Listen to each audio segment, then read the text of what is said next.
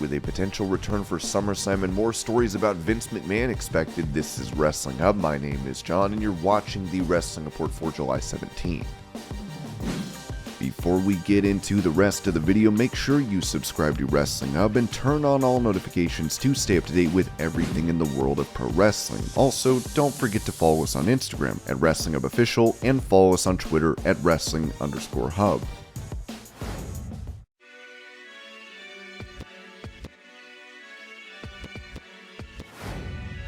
Talking to BT Sport about her father, Jim Neidhart, passing away in 2018, Natalya revealed who was the first person she called. The very first person I called when my dad passed away was Vince McMahon. I was supposed to do a show that night, and I said to Vince, I'm so sorry. I can't do the show. My dad just died. And Vince was like, so wonderful. He really made sure that I always felt like I had a person to turn to, especially him way outside of work. You know, I was always able to turn to him for that. And then 4 days later, after my dad's funeral, Vince wanted me to be there with Rhonda. So the day after I buried my dad, I made sure to be there for Rhonda at Summerslam because I really wanted to be there for her, and Vince knew that would help me get my mind off of things. Of course, Natalya is rumored to have garnered heat backstage in WWE for attitude issues, which seemed to be on full display during a recent house show where she no-sold Liv Morgan's finisher.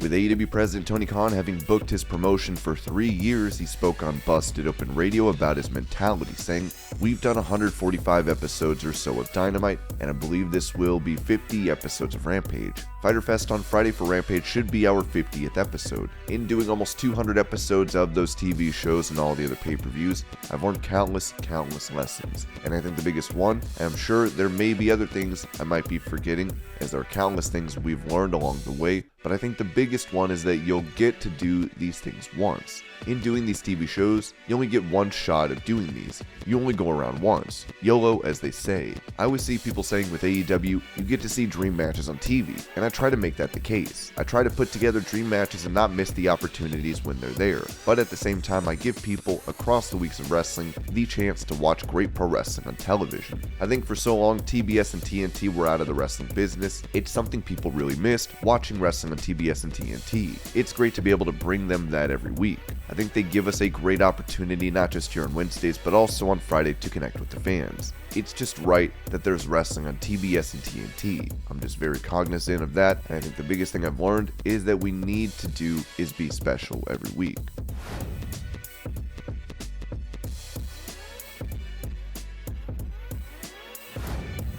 Talking to Shaq Wrestling, Goldberg shared details about his brief run in All Japan Pro Wrestling, saying nothing but happiness. I mean, truly. When I started the formation of the character Goldberg, I'm an old school guy. I'm a football guy, so I watched a lot of film and did a lot of due diligence. I came to the realization that the guys who were the badasses were the ones who could transfer over to Japan. It was a completely different style of wrestling. It was more serious, it was more MMA, it was more pancrase. It was more reality. Those guys didn't bitch if you hit them. They loved it. It was more of an initiation. It was just a completely different deal. The fans were sitting on their hands the whole time. You didn't hear anything. You could hear a pin drop, but it doesn't mean they don't enjoy what they're watching. It's out of respect. It was a completely different culture. It was a place I wanted to go for a really long period of time. I played in the Japan Bowl in football in 1980, whatever the heck it was, but that was the only time I had been there, and I wanted to go back. Like I said, Hulk Hogan and the big badasses were able to translate over to the Japanese audience. It was an honor and an absolute privilege to be over there and to perform.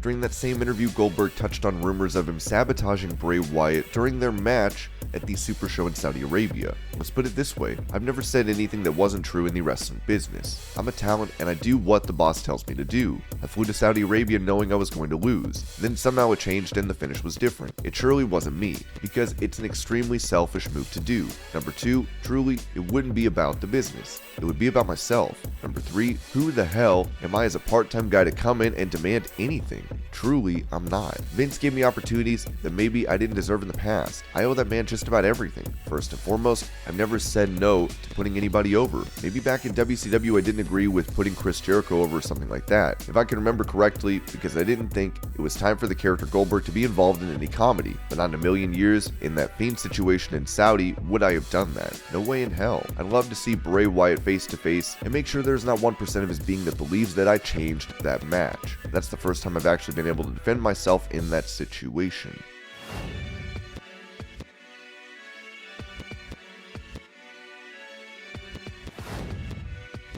On his podcast, Kurt Angle spoke about his storyline in WWE as Jason Jordan's father, where he gave an update on Jordan and how he's dealing with his career-ending neck injury. What happens is your vertebrae, you have discs in between each vertebrae. When you injure your neck, the disc slides. What happens is it slides to the side, so it's sticking out of your vertebrae. You have nerves that come out of the vertebrae, and those get blocked by the disc. Then you can't feel your arm, and you don't have motor skills with one arm or both arms depending if they slide both ways. So usually it's just one way. You can feel one arm and you can't use one arm. That's what Jason was having trouble with. His disc slid and blocked the nerves to his arm. You know what's crazy? He has problems to this day. His motor skills, his hands are on and off all the time. He just can never get that right. I'm not sure why that's occurring with him, because with me, at least I got relief at times. With him, he's never gotten relief. He has been really struggling with it for years.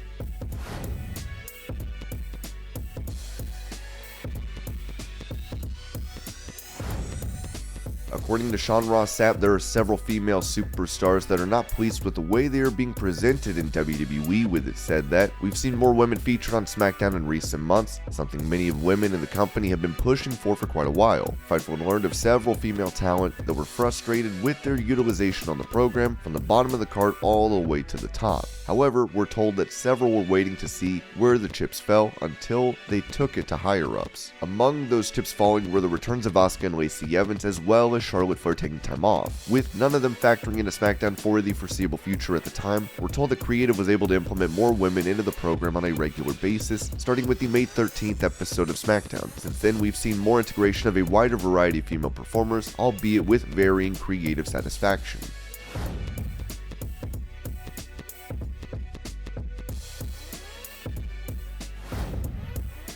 With Chris Jericho previously saying he doesn't think Vince McMahon will get into trouble with the sexual misconduct allegations against him, Jim Cornette responded on his podcast saying this about Jericho: "Somebody may be wanting a Hall of Fame induction and or one last run and trying not to close that door. I don't know how they're going to force Vince McMahon out, so I don't know how that bad outcome's going to happen, because he's got the stock and everything stacked in his favor. But we can't say nothing's going to happen, or this is not going to be a big deal, or it's not going to affect anything." Chris is downplaying it because he still wants a place to go after Tony Khan has an Adderall-induced stroke or heart attack or whatever, but to downplay that in that way, no.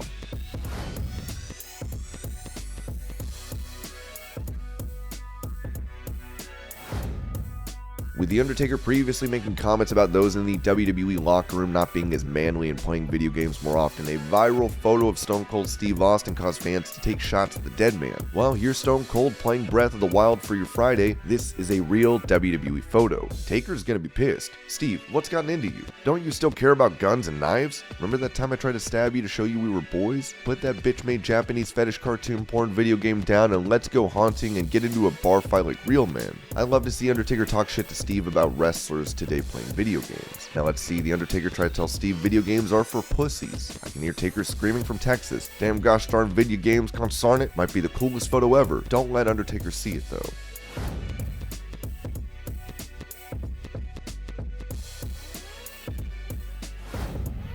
Former Impact Wrestling star Michael Elgin was apparently arrested, according to Cassidy Haynes of Body Slam, who reported, "I can't confirm the reason for Michael Elgin's absence is due to the fact that he was arrested last weekend in Japan for stealing. Sources confirmed to me that Elgin was arrested for stealing protein powder and that he is currently still in jail." Word going around is that Elgin could be facing up to 5 years in jail unless a potential deal is arranged, similar to the one Matt Sydal worked out for his cannabis arrest in 2016, where the charges were dropped, but he would never be allowed to return to Japan again. Elgin would deny the report, writing, "I'm not going to bother saying what happened, but I am going to say, I was not charged for stealing protein. I'm not charged at all. I am not facing jail time. I'm also not deported. I'm going to Canada to be with my family after the passing of an extremely close family member. I completely understand people don't ever want to believe anything other than what they wish were true. I'm not going to debate with people, but I am on my scheduled flight home. Also, first class. Doesn't seem like deportation."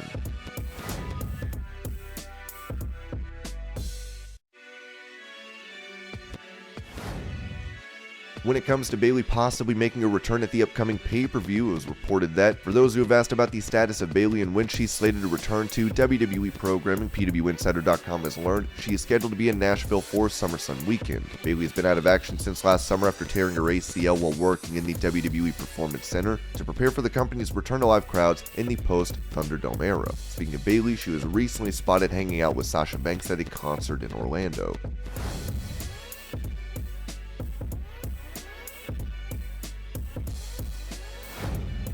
As WWE's board is investigating the allegations into Vince McMahon, it seems more stories are being prepared regarding this, with it said that PWInsider.com has learned from someone who was contacted for a potential interview that HBO's Real Sports with Brian Gumbel has been prepping a potential story on the McMahon allegations. They have been attempting to reach out to former female employees of the company. We can also confirm that reporters for the Wall Street Journal are working on another potential story on McMahon that they expect to drop in the coming weeks, and that they've been working to connect with former WWE women's wrestlers in recent days.